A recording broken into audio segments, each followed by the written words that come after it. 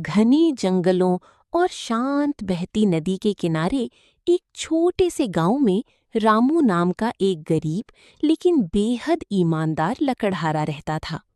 वो हर सुबह अपनी कुल्हाड़ी लेकर जंगल जाता, दिन भर मेहनत करता और लकड़ियां काटकर अपने परिवार का पालन पोषण करता था। उसकी जिंदगी सरल थी, लेकिन उसके विचार बहुत ऊंचे थे। वो हमेशा मानता था कि ईमानदारी ही सबसे बड़ा धन है। एक दिन वो नदी के किनारे पेड़ काट रहा था। तभी अचानक उसका हाथ फिसल गया और उसकी कुल्हाड़ी नदी में गिर गई। नदी गहरी थी और पानी तेज बह रहा था, इसलिए वो उसे निकाल नहीं पाया। वो दुखी होकर किनारे बैठ गया और रोने लगा, क्योंकि वही कुल्हाड़ी उसके जीवन का एकमात्र सहारा थी। तभी अचानक नदी से एक दिव्य प्रकाश प्रकट हुआ और जल देवता सामने आए।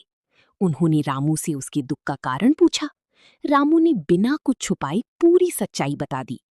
उसकी ईमानदारी से प्रसन्न होकर जल देवता ने उसकी मदद करने का निश्चय किया।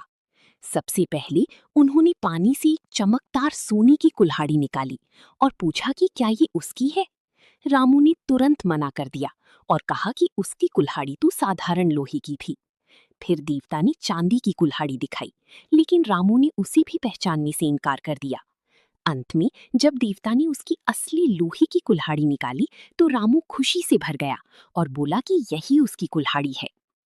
रामू की सच्चाई और ईमानदारी देखकर जल देवता बहुत प्रसन्न हुए।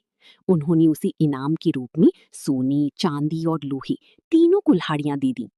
रामू ने विनम्रता से उनका धन्यवाद किया और खुशी-खुशी अपने घर लौट आया।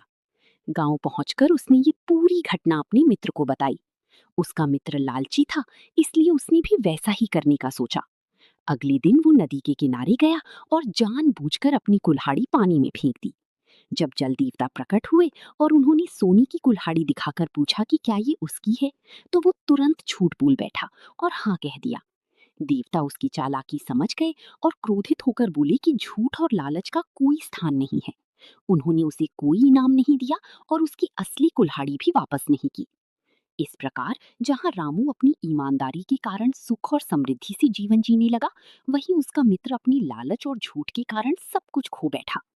इस कहानी से हमें ये सीख मिलती है कि ईमानदारी का फल हमेशा मीठा होता है, जबकि लालच और झूठ अंत में केवल नुकसान ही पहुंचाते हैं।